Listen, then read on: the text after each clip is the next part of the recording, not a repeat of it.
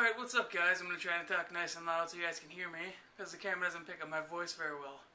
Anyway, I've been getting some requests, now that I got the new Droid X, to do a little review. And what I'm going to do now is just do a little first hands-on, since I've just got it a couple hours ago. Just a couple little, first impression type deal, and I'll go from there. Maybe I'll do something more in-depth later.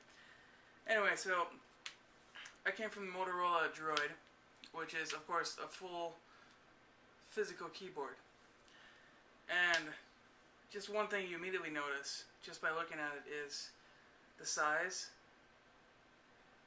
Droid X is much larger. And the weight. The Droid X feels actually a little bit lighter, and it was very interesting to me. I wouldn't have pegged that as my first reaction. Also, it feels really good in the hand. See, it's got this little divot that comes up here, and that actually serves as a very good point to where you can hold just your index finger on there, and it just keeps it nice and secure in there. Another thing you're going to notice is that your menu, home, back, and search button are all hard buttons, which is something that I like, because these soft buttons, I just don't like to touch them, I just don't like to feel them, I don't like how they interact. So when you unlock this, the first thing you're going to notice is the UI improvements that Motorola has put into this phone. One thing that's really nice is, you probably can't see this, you probably may have seen this in reviews, but down here, when you start to scroll, the little menu bar turns into these little dots, and you can jump to your home pages just like that, and that's a really, really nice feature. Another thing you're going to notice is down here, instead of just the drawer, you're going to have a phone and your contacts, which is also really neat. And another cool thing is you can open up these little contact windows, right? And I just long pressed on that like you would with any widget, and when I long press, I can make that bigger, and I can add all these cool things here to where if I want to text my buddy here or email or add a phone number on there, I can do that really, really easily with this, and I just, go like that, the text him, and there it pops up right there. Okay, another thing that you're going to notice on this is that it doesn't have the physical keyboard as the Droid does. That's an obvious thing. And one question you're going to have is, how does it compare to the physical keyboard? Well, this physical keyboard, I would say, is on the lower end of usability. It's really not that fluid, it's hard to press, it's hard to get right, and there is no autocorrection in that keyboard. What Motorola has done here is they have this neat little thing called Swipe. I'm sure you've heard of it, you might not have seen it before, but it's really, really slick. Like, I can type hello.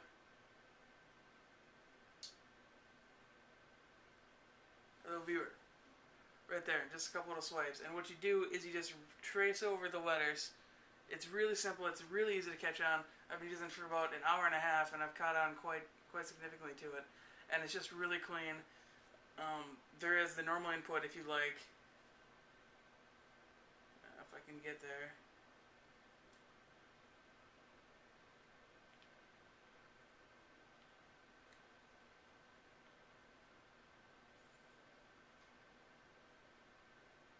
There's a normal input if you like, landscape mode as well. And the beauty of this is, the keyboard doesn't have to be insanely good at recognizing where your finger is, but it is anyway, because it's so much extra real estate that it doesn't matter. So it's a very, very easy keyboard to use.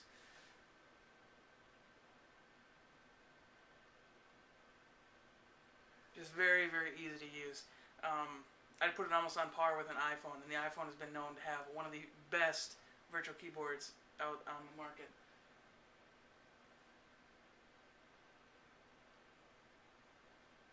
In any case,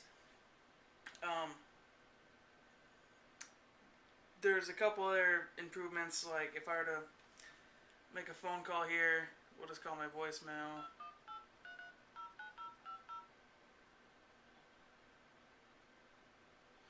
Okay, we're calling here. and you close that up. You see the top bar there? It's glowing green because I'm in a call. You just go there, go back to the call, and you're there. Or you can go there and end the call straight from the bar. Another cool thing that I saw here is because I use this as a wake-up alarm, what's neat about it is it's been completely redesigned here, and I'll set an alarm here and I'll keep talking and then I'll show you what it is when it interrupts me. Again, there's so many cool things with this phone.